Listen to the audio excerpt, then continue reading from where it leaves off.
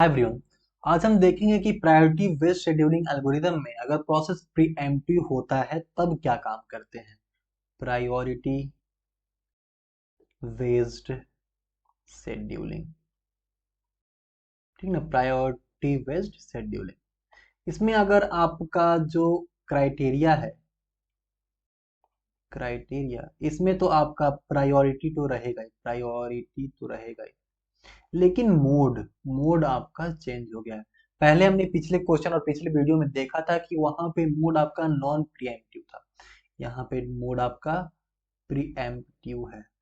Non pre-emptive और pre-emptive का मतलब हमने पिछले वीडियो में समझा दिया है। जब हम प्रॉब्लम सॉल्व कर रहे हैं और प्रीएम्प्टिव नॉन प्रीएम्प्टिव आपके सामने आ रहा है, तो उस समय हम देख रहे हैं कि प्रीएम्प्टिव और नॉन प्रीएम्प्टिव क्या होता है। तो फिर से आप देख लीजिए क्या होता है। प्रीएम्प्टिव का मतलब क्या होता है कि अगर रेडी स्टेट आपके पास है और प्रोसेस रन होने के लिए रन स्टेट में जा रही है, तो दोबारा प्रोसेस अगर रेडी स्टेट में आ सकती है तो उसको बोलते हैं प्रीएम्प्टिव, और नहीं आ सकती है तो उसको बोलते हैं नॉन प्रीएम्प्टिव। ठीक ना। अब देखिए, इसके ऊपर हम एक प्रॉब्लम सॉल्व करेंगे जिससे आपका कंसेप्ट बिल्कुल क्लियर हो जाएगा, लेकिन उससे पहले आप इसके कंसेप्ट को सुन लीजिए। देखिए, अगर अगर प्रेजेंट टाइम मतलब हमारे हिसाब से प्रेजेंट टाइम में नहीं, जब हम गैंट चार्ट बनाते हैं उसमें जो टाइमिंग चलती है उसकी बात कर रहे हैं। अगर किसी पर्टिकुलर टाइम पे जितने भी प्रोसेस अवेलेबल हैं उसमें से सबसे ज्यादा प्रायोरिटी वाले प्रोसेस को, ध्यान से सुनिए फिर से, अगर किसी पर्टिकुलर टाइम पे जितने भी प्रोसेस अवेलेबल हैं उसमें से सबसे ज्यादा प्रायोरिटी वाले प्रोसेस को हम चूज करते हैं और उस प्रोसेस को तब तक रन करते हैं जब तक कि उससे ज्यादा प्रायोरिटी वाला प्रोसेस आपका आ नहीं जाता है।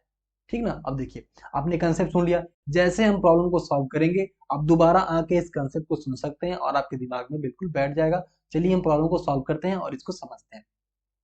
ठीक ना। देखिए, एक प्रॉब्लम ले लेते हैं हम।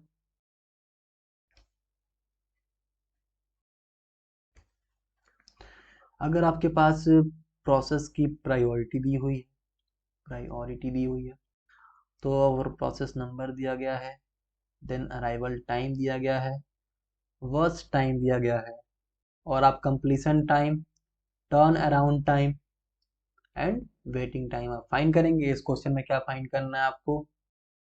Average turn around time find करना है, then average waiting time find करना है। इन दोनों चीज को फाइंड करना है।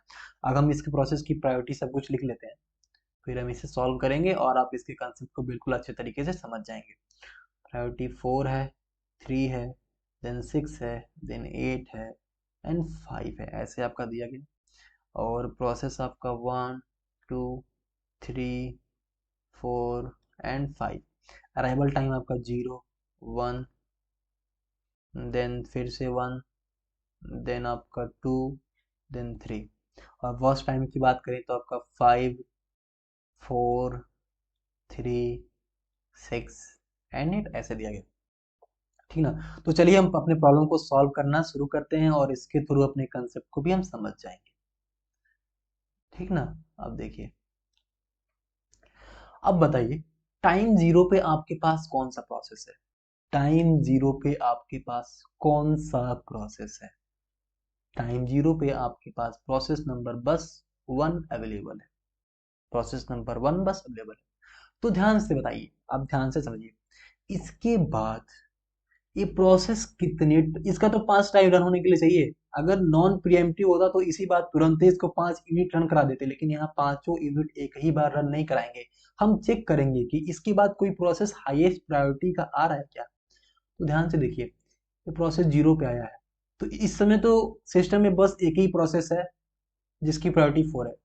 लेकिन जस्ट एक यूनिट के बाद टाइम वन पे उससे ज्यादा प्रायोरिटी वाला प्रोसेस आ जा रहा है।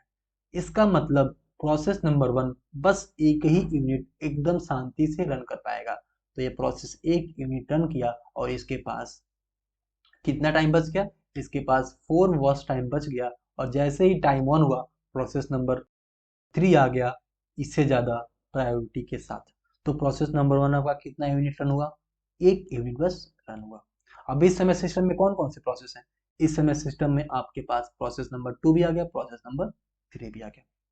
ठीक ना। अब बताइए इन तीनों में सबसे ज्यादा प्रायोरिटी किसकी है? आपकी प्रोसेस नंबर 3 की है, जो कि 6 है। ये प्रोसेस कितने समय रन हो सकता है? प्रोसेस नंबर 6 अब रन होगा, लेकिन कितने समय रन हो सकता है?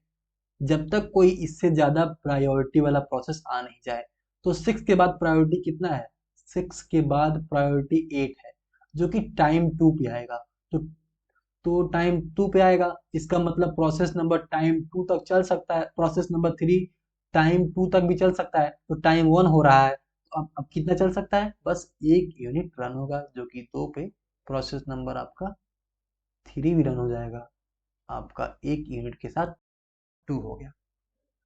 ठीक ना। अब बताइए टाइम 2 पे कौन सा प्रोसेस आपके पास अवेलेबल है? टाइम 2 पे आपके पास कौन सा प्रोसेस अवेलेबल है? टाइम 2 पे आपके पास प्रोसेस नंबर 4 भी आपके पास आ चुका है। ठीक है ना। अब ध्यान से बताइए, अब बताइए प्रोसेस नंबर 4 अवेलेबल है इस समय, तो प्रोसेस नंबर 4 का प्रायोरिटी आपका 8 यूनिट है, 8 है। तो इससे ज्यादा कोई प्रायोरिटी है क्या पूरे सिस्टम में?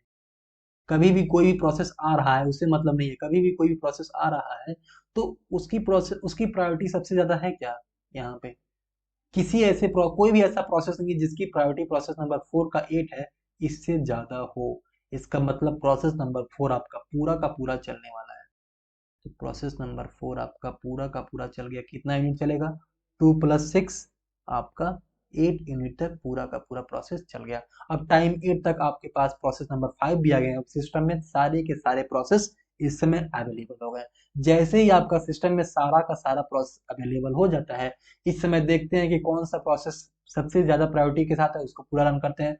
फिर उसके बाद कौन सा प्रोसेस उसको रन करते हैं। मतलब अब आराम से अब प्रायोरिटी बेस्ड पे लगा सकते हैं। इस समय नहीं देखना है कि कौन सा प्रोसेस आने वाला है। जब कोई प्रोसेस आने वाला ही नहीं है तो सबसे ज्यादा प्रायोरिटी जिसकी है ना, उसको रन कर दो, पूरा रन कर दो। प्रोसेस नंबर 3 का प्रायोरिटी कितना है? 6 है, इसको पूरा रन करना पड़ेगा। प्रोसेस नंबर 3 आपका कितना रन होगा पूरा? इसका 2 यूनिट बचा था, तो 8 + 2 10 हो गया। इसके बाद प्रायोरिटी किसकी है? प्रोसेस नंबर 5 की प्रायोरिटी 5 है, तो प्रोसेस नंबर 5 भी आपका पूरा रन हो जाएगा। तो आपका यहाँ पे कितना हो जाएगा? 5 के लिए कितना चाहिए? 8 यूनिट चाहिए, तो यहाँ पे 18 हो जाएगा। इसके बाद आपकी किसकी प्रायोरिटी है? प्रोसेस नंबर 1 की प्रायोरिटी 4 है, तो प्रोसेस नंबर आपका 1 भी रन हो जाएगा। 18 + 4 आपका हो जाएगा 22। और लास्ट में आपका प्रोसेस नंबर 2 बचा है जिसकी प्रायोरिटी 3 है, इसे भी हम रन कर देते हैं। कितने यूनिट के साथ? 4 यूनिट के साथ। तो आपका हो जाएगा यहाँ पे 26। ठीक ना। अब देखिए हमने सभी प्रोसेस को रन कर लिया और हर स्टेप पे चेक भी किया है। हर स्टेप पे चेक किया है कि कोई प्रोसेस आ रहा है क्या जो इससे ज्यादा प्रायोरिटी वाला हो जाएगा। ऐसे हमने पूरे एल्गोरिदम को सॉल्व कर लिया। आई थिंक आप इस एल्गोरिदम को बिल्कुल अच्छे तरीके से समझ चुके होंगे। अगर नहीं समझा होगा तो आप इस वीडियो को एक बार और देखिए, आप इसको बिल्कुल अच्छे तरीके से समझ जाएंगे। इसका मतलब कंसेप्ट यही है, बिल्कुल ध्यान से फिर से सुनो इसका कंसेप्ट।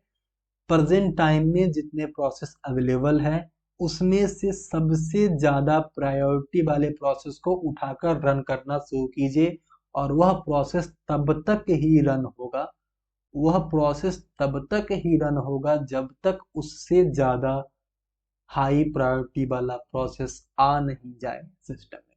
यही इसका मेन कंसेप्ट है। ठीक ना। अब देखिए कंप्लीशन टाइम सब कुछ हम फाइंड कर लेते हैं। तो प्रोसेस नंबर 2 का कंप्लीशन टाइम कितना है? 26 है। प्रोसेस नंबर 1 का 22 है। प्रोसेस नंबर 5 का 18 है। प्रोसेस नंबर 3 का 10 है, 8 है। टर्न अराउंड टाइम बराबर क्या होता है? फिर से हम देख लेते हैं। Turn around time is equal to completion time minus arrival time. Waiting time is equal to turn around time minus आपका वॉच टाइम। हमने पहले फॉर्मूले देख लिए हैं, फिर से देख लिया हमने। अब देखो completion time minus arrival time, 22 minus 0 22, 26 minus 1 25, 10 minus 1 9, 8 minus 2 6, 18 minus 3 15। इन सबको सम करेंगे तो कितना हो जाएगा? 77। और वेटिंग टाइम निकाल लेते हैं, turn around time minus watch time, 22 minus 5 17, 25 minus 4 21, 8 9 minus 3 6, 6 minus 6 0, 18 minus 8 10। इसको आप सम करेंगे तो हो जाएगा आपका 51।